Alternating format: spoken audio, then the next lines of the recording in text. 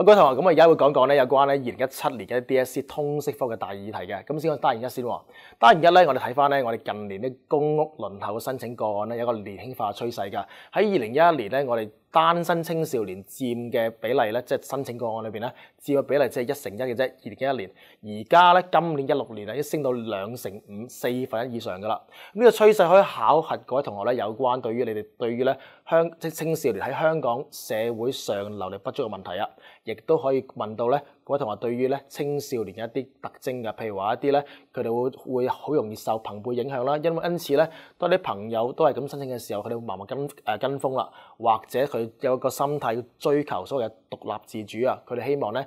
開始長大啦，羽翼漸成啦，離開鳥巢啦，唔希望同父母住啊，希望自己有一片新嘅天地㗎。好，單元2方面咧，我哋一定睇翻咧今年呢個大議題有關呢個全民退休保障嘅。嗰同學需要留意翻就話呢個不論貧富方案啦，同埋呢個咧有經濟需要方案咧，邊個較為適合香港嘅？其實兩個都講得通嘅，要視乎啦你點樣準備論據嘅。更理想嘅話，你最好就可以準備埋呢個關咧，呢個全民退休保障咧，佢點樣能夠彌補到現時呢個強積金啦、呢個生果金啦，同埋特惠生果金嘅不足㗎。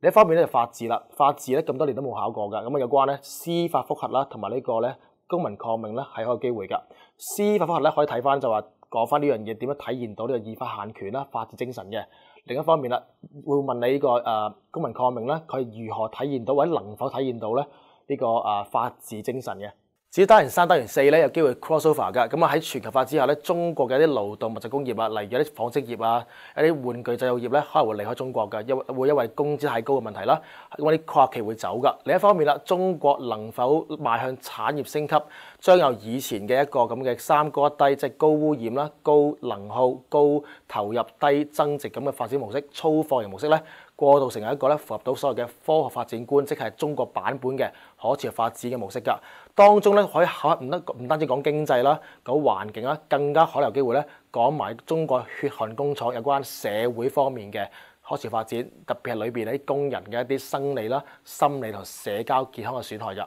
至於單元5公共衞生方面咧，我哋留意翻近呢2年咧，佢不幸啦好多青少年輕生㗎。咁睇翻青少年自殺呢個問題咧，究竟係點樣處理啦？同埋政府應否咧限制傳媒報導一啲或者隨便報導一啲咧青少年自殺嘅 case 㗎？咁最後啦，單元6咧能源科技與環境係今年大熱嘅單元，因為14年之後冇考過能源㗎啦。咁咧特別需要留意翻今年17年呢一啲咧，17年亦都係我哋嘅港燈中電利潤管制協議到期啦，亦都係港燈中電嘅煤電廠開始關閉，亦都係咧今年17年咧要決定到咧2020年咧我哋嘅香港燃料結構係會點樣釐定㗎。所以嗰同學咧需要留意翻兩樣嘢，一就係話咧究竟我哋嘅係邊個方案都較為好？究竟係我呢個叫做向中國南方電話買電較為好啊，定還是係香港自己進口或者買多啲天然氣咧去發電較為理想㗎？最後咧，因為呢一科咧係我哋17年 DSE 第一科主科嚟㗎，咁好希望呢嗰頭咧能夠準備妥當啦，能夠好嘅成績，好嘅開始，因為好開始成咗一半嚟㗎啦。咁希望咧今年17年嘅 DSE 咧考得好好啦，咁啊能夠去到好嘅學校啦，好嘅學系，能夠開自己人生啦，即係達成自己夢想嘅。咁啊，如果有需要幫手嘅，你可以隨時喺網上揾我㗎。